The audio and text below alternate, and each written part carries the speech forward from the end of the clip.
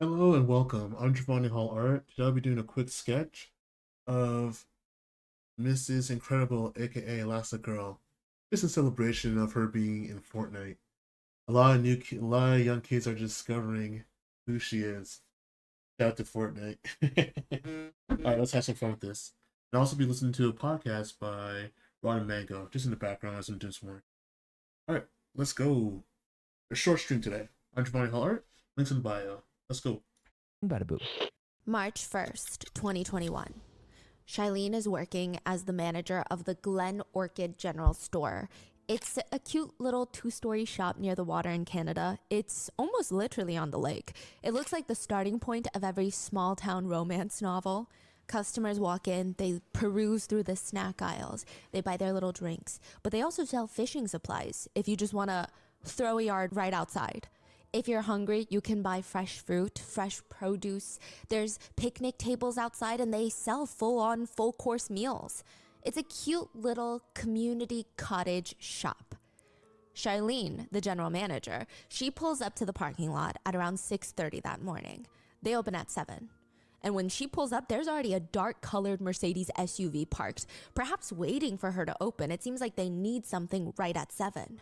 So she rushes in, she's getting the store ready. 7 o'clock hits, she whips open the doors, and nobody's walking in. That's strange. She gives them more time. She doesn't see that couple in the dark-colored SUV walk in until 8 a.m., another hour later. Maybe they were taking a nap, who knows? A tall man with brown hair walks in. He's trying to buy some snacks and use the restroom. He's accompanied with what seems to be his girlfriend, an Asian woman with long black hair. The two of them buy a few things. They use the restroom for considerably quite a long time. And then the man turns to his Asian girlfriend and says, "She's here. We gotta go." Okay, it's a little weird, but Charlene thought maybe they're meeting someone. No big deal. Later that day, she goes to clean up the restroom and she's taken out the wastebasket when she notices that there is another black plastic bag inside the trash can. And she's like, you know what, let me just open it up. She peeks inside. 40 bullets are inside the bag. Why are there 40 bullets in here? There's clothes, sweatpants. 40 bullets used or unused? Unused. But still, Whoa. who just trashes bullets? That's crazy, yeah. Clothes, she pulls them out. Tiny bits of blood on them, a phone charger with blood, and then she pulls out a key, car keys to an Audi Q5, a luxury vehicle. Who just throws away car keys to a car like that? And a blonde wig. So strange. She thinks it's so strange, in fact, she immediately calls the police. She tells them everything. Okay, and ma'am, what did the couple look like? Oh, very good looking. What? The very good-looking couple wouldn't be found for months. They're found months later in Eastern Europe. Their names are Oliver and Lucy, but only one of them comes back to Canada, Lucy. And when she lands back in Canadian soil months after this bizarre blonde wig and bullets in the general store trash can, she's taken into this tiny windowless room. It's this interrogation room, and a man sits in front of her and asks her, "How's your flight, Lucy?" She responds, "The food wasn't bad, but not the best flight experience. I'm not used to sitting in tight spaces." The officer chuckles. "Yeah, flying coach is a little bit." And I feel really bad for the officers that had to come and get me because they had to make stopovers, layovers. Oh, before they met with you. Yeah. Before they met with you, Lucy, our service allowed them to take some annual leave time. So they got some time to see the city and the sights. They weren't that inconvenienced. She puts her hand up to her heart. Yeah, me and my mom was really concerned about that, and we offered Interpol to tell them that we'll fly them private, but Interpol declined the offer. Yeah, we can't accept things from things like that. We have to do things with. We have to follow the rules. Wait, her mom wants to fly Interpol police in a private jet? Yes, from Eastern Europe to Canada. Lucy honestly just felt bad for the Canadian officials who had to practically babysit her on this international flight, flying economy. The officer responds, "Oh, thank you for the offer, Lucy, but we can't accept things like that from The detective looks like he wants to say, like suspected murderers like you." This is the murder case of what some people have deemed the Asian Kardashian sisters and how one of them committed murder. We would like to thank today's sponsors who have made it possible for Rotten Mango to support the SAFE Project, a national nonprofit dedicated to building collaboration to address the addiction epidemic, prevent overdoses, and the mental health challenges that may lead to them. Today's episode's partnerships have also made it possible to support Rotten Mango's growing team, and we would also like to thank you guys for your continued support as we work on our mission to be worthy advocates. As always, full show notes are available at rottenmangopodcast.com. A few disclaimers for today's case. There are mentions of illegal substance use and dealing. There's also a brief mention of a loss of pregnancy. So with that being said, let's get started. There is a saying when it comes to going to trial for a crime. The best defense is an expensive defense. The second best defense is a free defense. And the worst defense is a cheap defense, which has nothing to do with the attorney. There are a lot of passionate attorneys who will defend their clients regardless of how much financial compensation there is at the end. But technically speaking, resources could be the most important thing in a trial. For high-profile criminal cases that's gonna go to a full trial, a top criminal defense team could cost hundreds of thousands of dollars, if not in the millions of dollars range. O.J. Simpson's dream team defense, adjusted for inflation, would have been anywhere between $15 million now. The Enron executives, Ken Lay and Jeff Skilling, they paid nearly $70 million for their defense. There's a few reasons defense teams are pricey. One netizen states, it's not just the attorney standing with you in court. That money pays for half a dozen associates that are sitting in the office solely working on your case, researching every issue, cranking out quality motions at every possible point. It's the private investigators that are digging up every witness and shred of evidence. It's the team of 10 all-star experts, forensic experts, psychiatrists who are going to wow the jury with their resume and with the way they present the evidence in a way that favors your case. It's the jury consultants that are going to get the best jury panel in that box for you. That's why money makes a difference. There are plenty of public defenders and cheaper defenders, criminal defense attorneys who have tremendous amounts of experience and are as sharp as any celebrity lawyer. But when you buy a defense, you're not purchasing individual attorney talent. You're bankrolling an army. Another netizen comments, on top of that, powerful people play with powerful people, meaning high-profile criminal defense attorneys that get paid the big bucks likely go to parties where the judges are, where the prosecutors are. They probably have better connections and friendships, which can help negotiate plea deals or reduce charges. Which, if accurate, and there must be some truth to it, that there's so many instances of people buying innocence, it's severely depressing. Maybe a topic for another day. Today, though, we are talking about one of the most high-profile established criminal defense attorneys in Canada, Liam O'Connor. He's well known in Toronto for getting defendants off for things like the attempted murder of a Toronto police officer, alleged hate crimes, conspiring to kill 2 people at the same time. I mean, you could say he knows what he's doing. He knows how to defend people.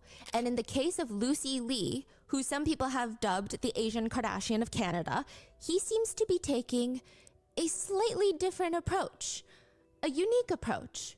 He's defending Lucy Lee, an Instagram model and daughter of a wealthy Chinese businesswoman, a well-connected, powerful businesswoman. And in his defense, he states to the jury, Lucy is a distinctively flawed individual. She is naive. She's superficial. She's juvenile. She is entitled. She is immature, sometimes irresponsible. She has terrible taste in men, which is not yet a crime, right? She is full of moral failings. She is perhaps the stupidest person in the room, or possibly on the planet. This is what she's paying, allegedly, maybe close to 7 figures for?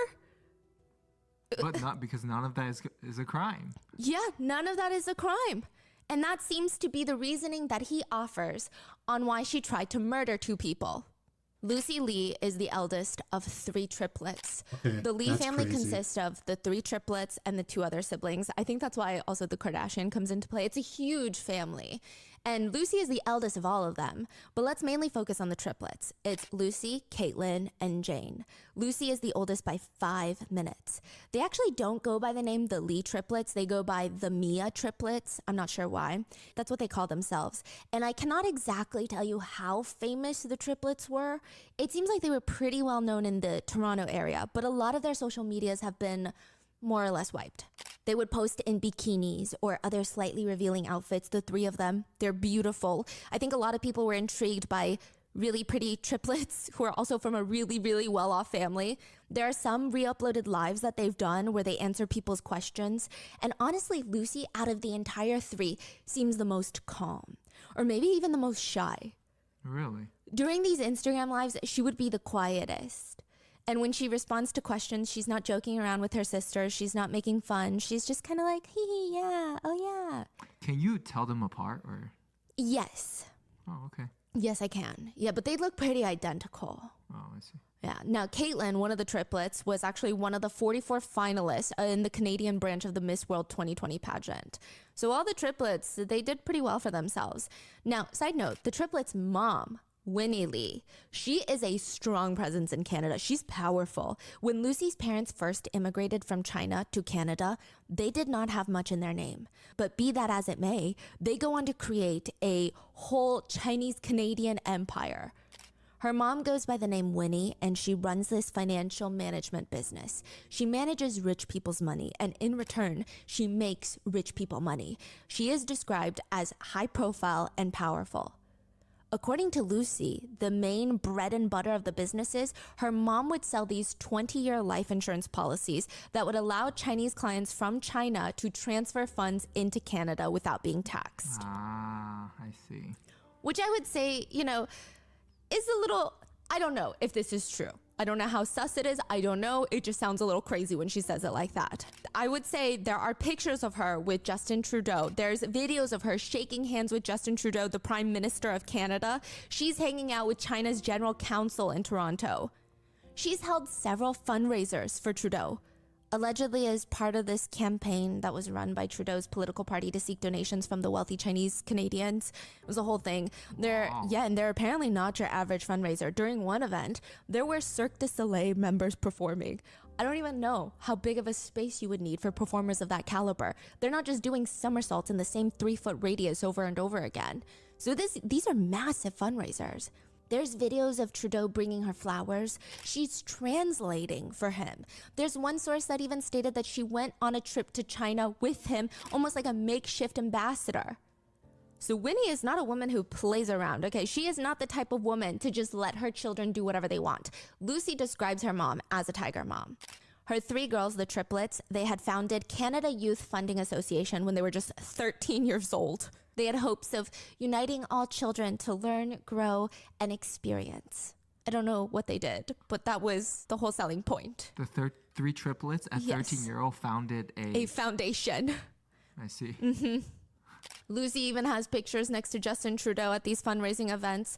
I mean, her mom encouraged every single one of her kids to study business and even made a deal. She said, the first triplet to get licensed to sell life insurance for my company is going to be rewarded big time. It said every month she would host these little family dinners that feel more like company dinners, which is very reminiscent of LVMH, if you guys want me to talk about them one day. But if one of the family members makes a mistake, during that dinner, the whole family has the opportunity to comment on it, just publicly shame them. They can comment on whether or not it's mom's fault for not teaching them better, whether it's dad's fault for not foreseeing such an event, or if it's their fault for knowing not to do something and still doing it anyway. She says the 7 of us are like a company board of directors. Each of the 7 directors has a voice and can make decisions. Running a business and managing a family are quite similar. 我们把这个家当做一个合作社，经常我们会在一起开会，经常老大做错一件事情，我们就让其他的4个孩子来评论，到底是爸爸错了，妈妈错了，还是你错了？所以我觉得我们家里7个人就像一个公司的董事层面，7个董事，每个人都有说话权，每个人都可以做决定。 So clearly, her kids are doing very well. Winnie would even go on these panels to talk about parenting. During one speech, she is introduced, and this is what the host has to say about Winnie Lee. Every time she appears in public, Winnie, she speaks quickly and decisively, giving the impression of a powerful woman. Nobody would guess that in her personal life, she is the mother of 5 children. Many people say a successful woman can't have a family. Successful women can't have kids. So often that now she proactively tells people that she has 5 children. Then everyone wants to know, what's your secret? Managing a thriving career while raising children. Winnie is clapped onto the stage and she says, Ladies and gentlemen, good evening. It is my 5 children that forced me to succeed. She says raising children is all about having them try to succeed on their own. She states that when the family was much younger, they would have these family trips planned, yearly family trips, and she would have each of the children plan out the entire trip, handle all the travel arrangements. Even if they saw a mistake in the works, the parents would see something bad was about to happen, they did not interfere.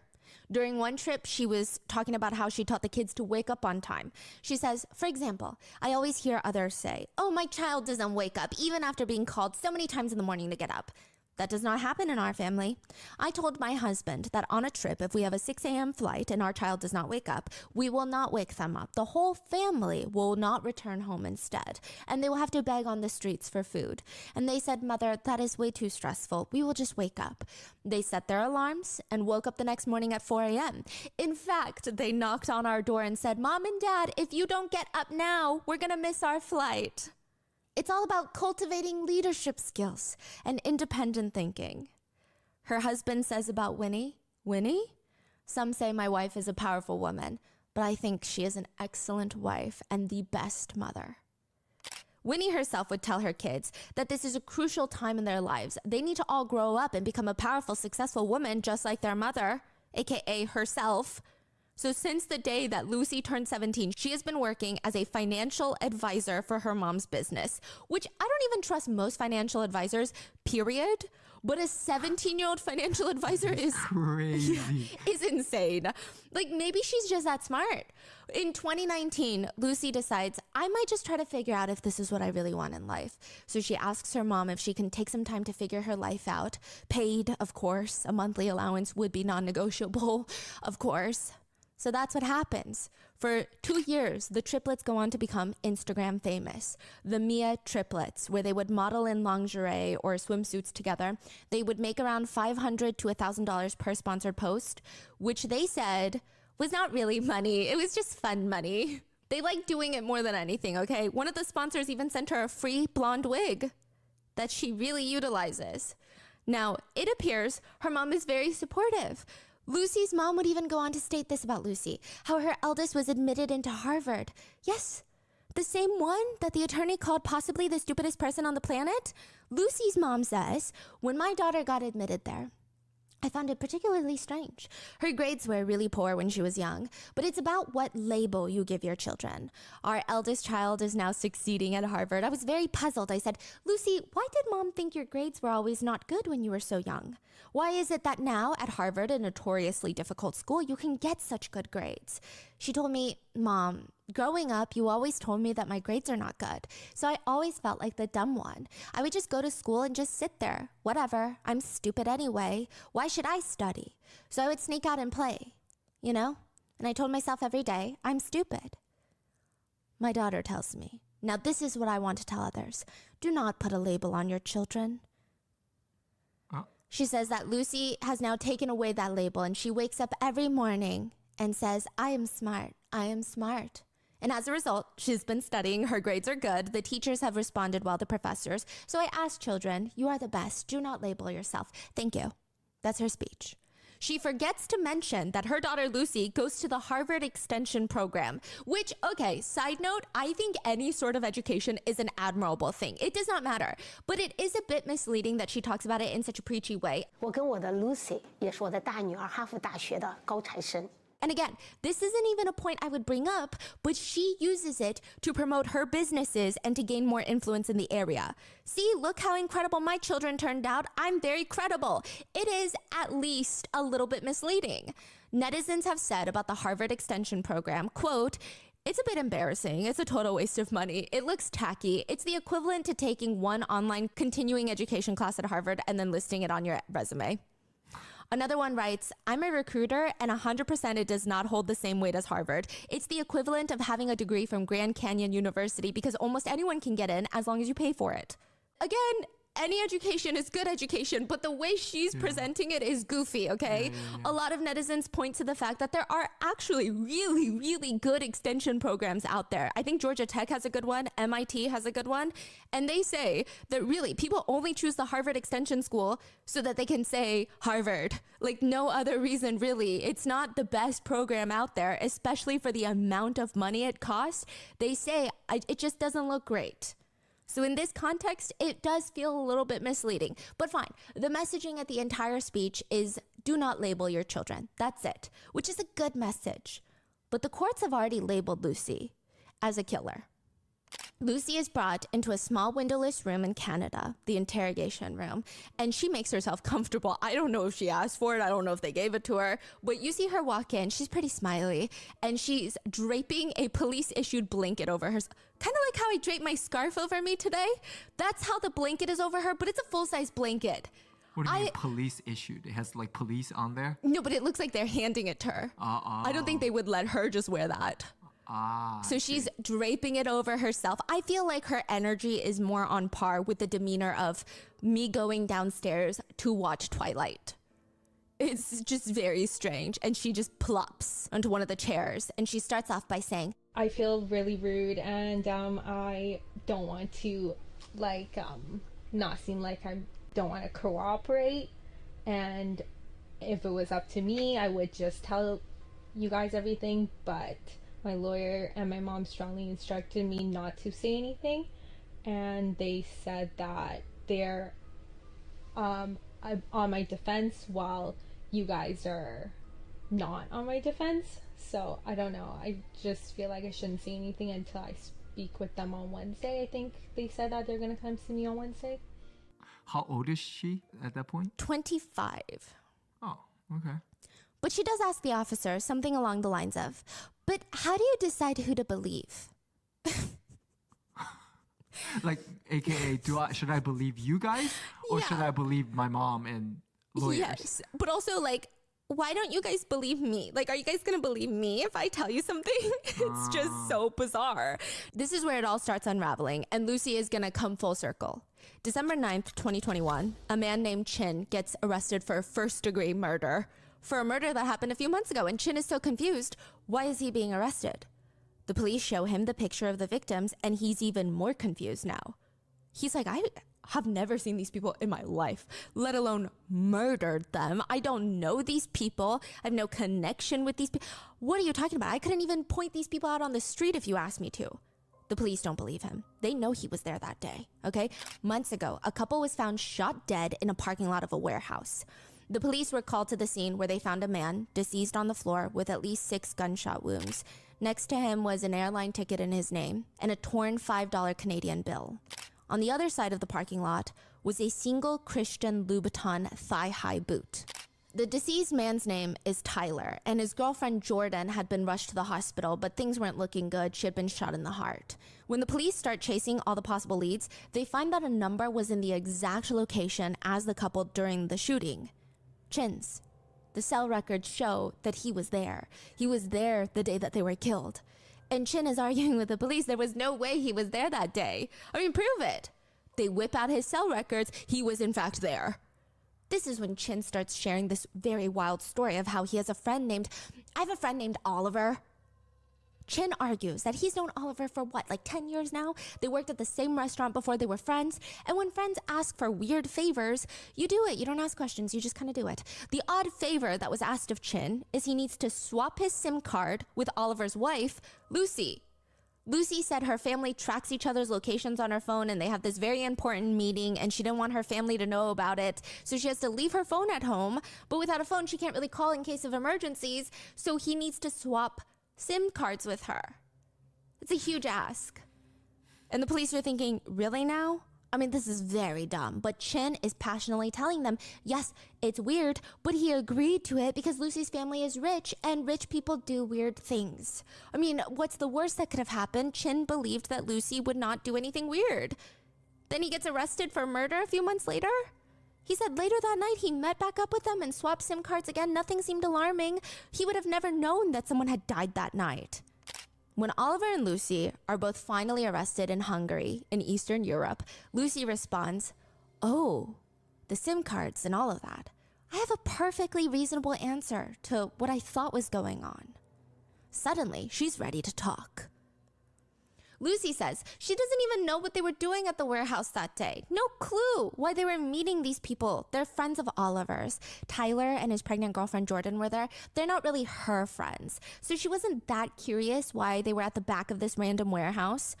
Lucy was with Oliver in their Audi Q5. The other couple, Tyler and Jordan, arrived in their Range Rover, and all four of them walked out to the back door of the facility, and it was locked. Because of course it was locked, and they don't have the key, so it's a moment of confusion. But since it's February in Canada, Jordan says she's really cold. She's pregnant. She's gonna get into her Range Rover and turn the heat on. Lucy joins her in the car. She gets into the Range Rover, and the two of them are just sitting there. And Jordan asks her, "Hey Lucy, where's your realtor?" Lucy was like, I was so confused. Like, what do you mean my realtor? My realtor's not coming. Why would my realtor be coming here? Wait, what's going on? Lucy says she gets out the car to ask Oliver what the hell is going on because she thinks her husband is lying about something again. But when she walks up to him, Tyler is screaming at Oliver, demanding, "Where's the realtor? Where's your realtor?" Oliver tells Lucy to check around the property to see if there's a lockbox. Lucy's confused, but she starts walking away. She says she's about a football field away and around the corner when she hears these pop noises. She doesn't realize what kind of pops they are. And she goes back to investigate because it was kind of loud. And she sees Tyler on the ground. But she's not wearing her glasses, so she doesn't know why he's on the ground. She just thought, like, that's weird. Yeah. And Oliver screams at her to get into the Audi. She's about to get in when she sees Jordan in the front seat of the Range Rover trying to back up, reversing straight into the building. It's chaotic. And Lucy freezes because wait, it looks like Jordan is looking for something in the car. I don't know what she's looking for. Finally, after what feels like forever, she snaps out of it and realizes that Oliver is screaming at her, "You're everything up. Listen to me. Get in the car." She finally jumps into the Audi, and that's about it. It's just very traumatizing. Wait. Jordan was backing up a car? In the Range Rover. Okay, and then what happened? And then they just drove off in the Audi. And then she just thought it was weird. And she thinks later Oliver went back. I don't know. She's saying it was just weird. It was traumatizing. Her belief in that moment was that Oliver had run Tyler over, probably by accident. Oliver kept bossing her around, telling her that she needs to take the stairs up to their apartment now and not take the elevator because of the cameras. But she's so exhausted and she's terrified. They also live on the 34th floor. She remembers, so she's like, I'm not doing that. She says she just remembers squatting down in the middle of the stairwell, sobbing because she's so confused and scared and traumatized. And why is she walking up 34 flights of stairs? That night, Lucy says there was no way she could fall asleep. It was just a lot. She checks the clock. It's 2 a.m. and she gets on her phone and she reads an article about a shooting that said a man and a woman were shot. That was the first moment she realized that someone was injured, and she didn't even know it was a shooting until now. She shakes Oliver up, shoves the article in his face, and she keeps asking Oliver, what happened? What happened? She says, he said it was him or me. He's saying he saved my life because they wanted to kill us. He's saying Tyler's gang are gonna come after us. In fact, Oliver tells her that he basically just saved both of them, so now they gotta go. They gotta leave. So they gotta go on the run. It's not safe here. Tyler's gang is gonna come after them now. Hurry, we gotta go. They leave the apartment. They drive in her Mercedes. They have no plan. They barely have time to pack anything. She leaves empty-handed. He stuffs a backpack with their passports and about $17,000 in cash. Other than that, nothing. They drive until they run out of gas. They end up at the general store. They toss everything in that restroom. They leave the Mercedes in the parking lot nearby, like a nearby little side parking lot. And then they take a taxi back to Toronto. From there, they take a train to Montreal, but they're running late. So the taxi driver is like, I'll just take you there to the airport. They pay $400 in cash. Then they board a flight directly to Europe. First, they land in Germany. Then they catch a connecting flight to the Czech Republic where they meet up with a guy named Martin. This is what Lucy's saying. She's like, I don't know Martin.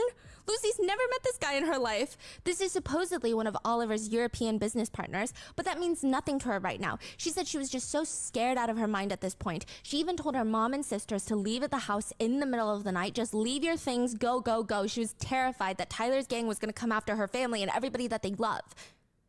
She's telling her family to flee? Yes. Wow. Because the gang is very dangerous, she said. Now, side note, because some reports state that while she's basically a fugitive running from the law in Eastern Europe, her family members are sending her hundreds of thousands of dollars. So they must believe her story. Now, regardless, they spend a few nights in the country before traveling to Slovakia. Oliver's dad picks him up from the airport, and that night she remembers waking up in the middle of the night from frantic calls from her sisters saying, there's arrest warrants out for you and Oliver. Lucy and Oliver wake up Oliver's dad, who tells them, you need to leave. This is the first place they will be looking for you. You need to go.